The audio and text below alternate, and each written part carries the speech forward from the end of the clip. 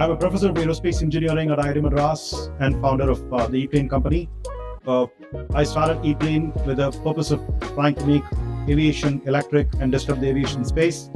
And the best way to do that is to actually target a market where we have shorter distances to cover with electric that will clock revenues before we can actually go out and make larger planes that are electric.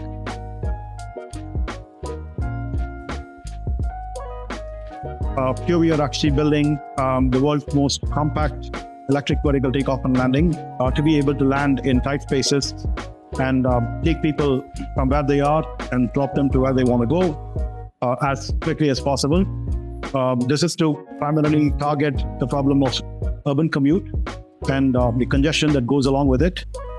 And ahead of that, our go-to-market is actually an air ambulance version, which is a lot more important for us to be able to move patients cutting across city traffic to hospitals. Following that would actually be the airport shuttles, which is the next time critical travel that people do, and ultimately that taxi.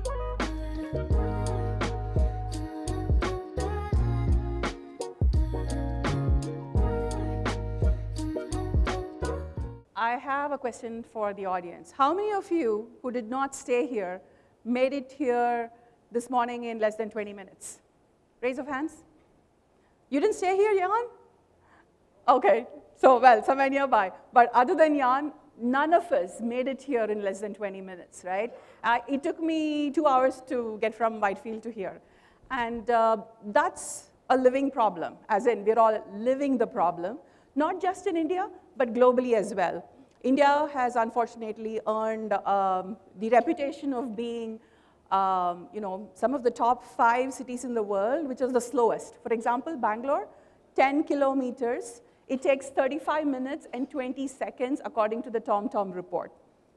And ahead of us is Kolkata, then we have Pune, and then there's Manila, Bangkok, you name it, Barcelona, plenty of cities going through this. And we can't throw more infrastructure at the problem, though the government of Karnataka has actually sanctioned a very large sum to solve the congestion problem. I don't think there can be more roads without potholes. And there can't be more bridges and flyovers to transport the highly populous cities of India.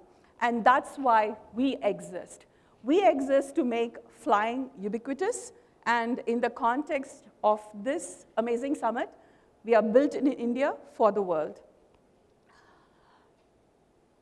So some key highlights.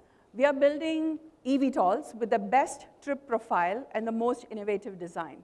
Best trip profile means operators of the air taxis will have operating profits because of our design, a very unique design, which is patented, which gives us 3 short trips per a battery charge.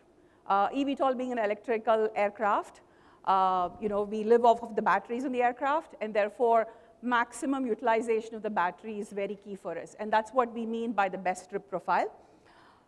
We've been granted the synergistic lift patent, and it is a unique lift and cruise design which powers our superior and compact aircraft design. And I'll play a video to kind of help you all understand the nuances of this patent and how it is beneficial also from a commercial perspective. We have a very highly experienced team with about 250 years of experience in the aviation and EV space,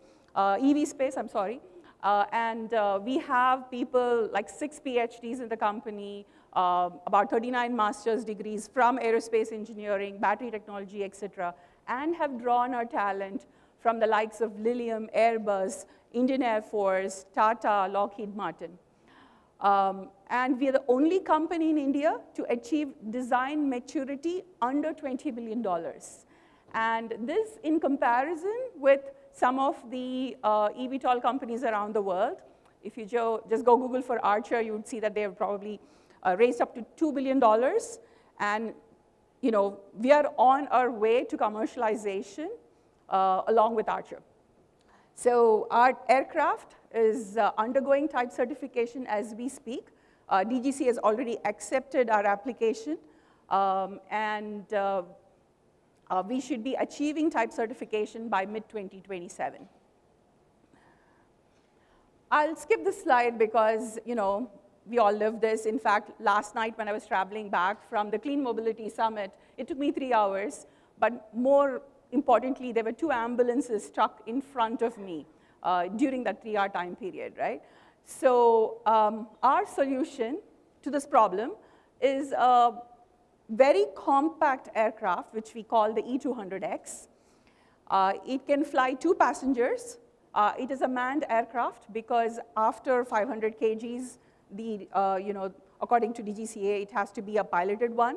We will be ready for autonomous flying whenever regulations permit that. But at the moment, it's 1 pilot plus 2 paid passengers with a payload of about 200 kgs. So that also translates to being able to carry cargo of 200 kgs for a range of 110 kilometers.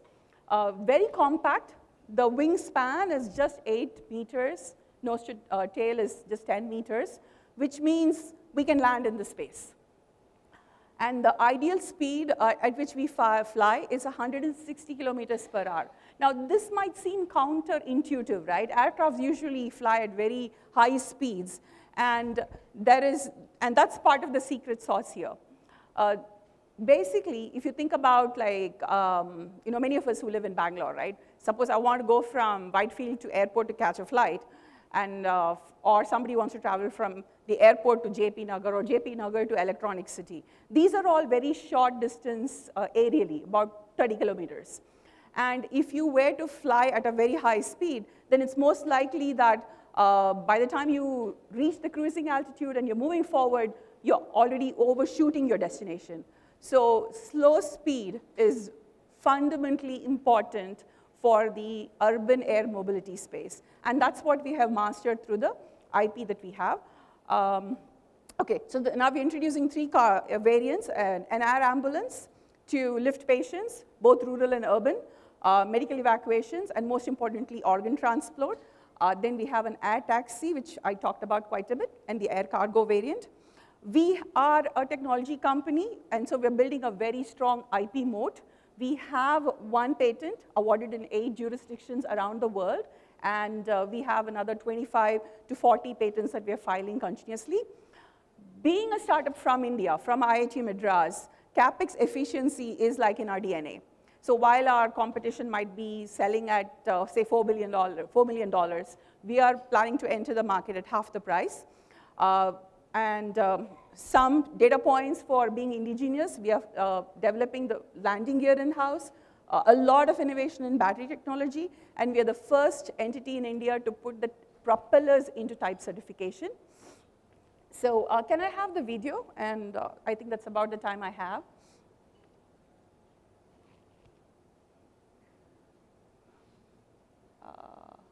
Okay, I think they have trouble playing the video, but I'll share it. Most importantly, because of the compact size, we don't need additional infrastructure to go to market, which means we can leverage existing helipads on top of hospitals. We can land on large fields to airlift patients, and we can also land on rooftops. Like, many of the multi-story buildings today have the regulation to actually land a helicopter. They have to be compliant, and so we can leverage all of that. Yeah, is the video playing? Yeah, so that's the synergistic lift IP explained to you. I think I missed a little bit in the front. So we have 6 vertical rotors, and 4 in the front and 4 in the back. And those vertical rotors are fixed, and they will do only the takeoff, which means you're not utilizing the same set of rotors in forward motion. Those are dedicated to the forward propellers, which are much smaller in size, plus the fixed wing design enables forward flight. right? So the advantage is that we do have the 2 rear vertical propellers spinning at a very slow speed, along with the structure of the fixed wing design, gives you a very high lift to drag ratio. So all of this simply means that the vertical rotors are utilized, which actually use a lot of battery only during takeoff and landing, whereas the forward flight is entirely propelled by the smaller horizontal propellers. So in an electrical aircraft, especially for urban spaces, where we're talking about short trips, right, you'll have to do multiple takeoffs and landing. And that's where the synergistic lift IP provides us a commercial advantage. This is more around all the components that we do indigenously. And our revenue projections, given the MOUs that we have signed with multiple players, is at about $1 billion. And our aircraft certification is in progress. We are here to make your next trip affordable in the sky. We do have a lot of support from the government of India. So they have published all the regulations that are necessary for this industry to flourish. And that's Professor Satya Chakravarti for you. And I'll just wrap it up with this slide. We at the E-Plane Company look forward to helping you all make your commute much, much better by 27, 28. Thank you.